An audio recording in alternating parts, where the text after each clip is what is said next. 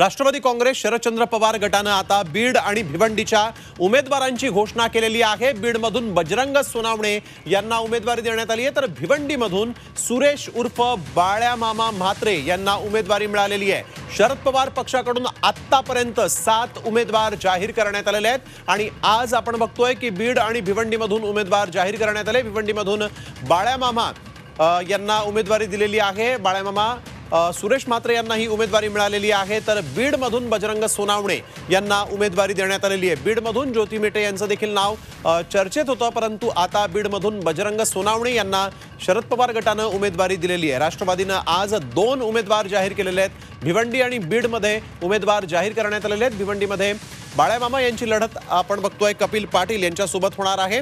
केंद्रीय मंत्री भाजपचे उमेदवार कपिल पाटील यांच्यासोबत आता बाळ्या मामा यांची लढत होणार आहे। देवेंद्र कोल्हटकर आमचे प्रतिनिधी आपल्या सोबत फोन लाइन वरून जोड़ले गेलेले आहेत। अमृत नोनी आर्थो प्लस ये एक प्रूवन फॉर्मूला है। इसमें मौजूद नोनी फल के गुण और आयुर्वेदिक जड़ी बूटियां शरीर को जरूरी पोषक तत्व देने के साथ साथ हड्डियों और जोड़ों के घिसने, उनमें होने वाले सूजन और दर्द को रोकने में मदद करता है। दर्द मुक्त जीवन के लिए अमृत नोनी आर्थो प्लस। देवेंद्र 2 उमेदवार जाहीर झालेले आहेत। ज्योती मेटे यांच्या नावाची देखील बीडमधून चर्चा होती, परंतु तिथं आपण बघतोय की शरद पवार गटाने बजरंग सोनावणे यांना उमेदवारी दिली आहे। काय अधिक सांगाल? काही दिवसांपूर्वीच बजरंग सोनावणे यांनी राष्ट्रवादी काँग्रेस पार्टी शरदचंद्र पवार या पक्षामध्ये प्रवेश केला होता। आज त्यांना उमेदवारी जाहीर करण्यात आली आहे। त्याचसोबत महाविकास आघाडीमध्ये एक वादाची जागा जी ठरली होती ती म्हणजे भिवंडी, त्याच्यावरती निर्णय होत नव्हता। मात्र आता राष्ट्रवादी काँग्रेस पार्टी शरदचंद्र पवार पक्षाकडून भिवंडीतून बाळमामा म्हात्रे, सुरेश म्हात्रे यांना उमेदवारी दिलेली आहे। त्यामुळे या 2 जागांवरती आता उमेदवारी जी आहे ती राष्ट्रवादी शरद पवार गटाकडून जाहीर करण्यात आलेली आहे। बिलकुल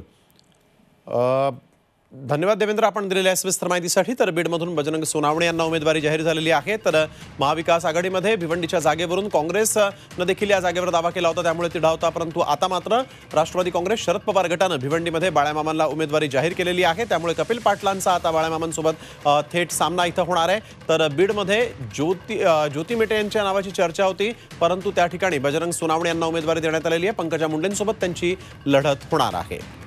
शरद पवार गटाने आपले 2 उमेदवार जाहीर केलेले आहेत। बीड आणि भिवंडीमध्ये शरद पवार गटाने आपले उमेदवार जाहीर केलेले आहेत। बीडमध्ये बजरंग सोनावणे यांना उमेदवारी मिळाली आहे, तर भिवंडीमधून सुरेश म्हात्रे उर्फ बाळ्या मामा यांना उमेदवारी जाहीर झालेली आहे। त्यावेळेस एक महत्त्वाची राजकीय बातमी आपण बघतोय। शरद पवार गटाने आपले 2 उमेदवार आज जाहीर केलेले आहेत, त्यामुळे आता 7 उमेदवार शरद पवार गटाने जाहीर केलेले आहेत। बाळ्या मामा यांना उमेदवारी दिल्यामुळे त्यांचा आता थेट सामना केंद्रीय मंत्री कपिल पाटील यांच्यासोबत होणार आहे। भिवंडीमध्ये बाळ्या मामा यांना राष्ट्रवादी शरद पवार गटाने भिवंडीतून निवडणुकीच्या मैदानात उतरवलेला आहे, तर बीडमधून बजरंग सोनावणे हे राष्ट्रवादी काँग्रेस शरद पवार गटाचे उमेदवार असतील, ज्यांचा सामना पंकजा मुंडे यांच्यासोबत होणार आहे।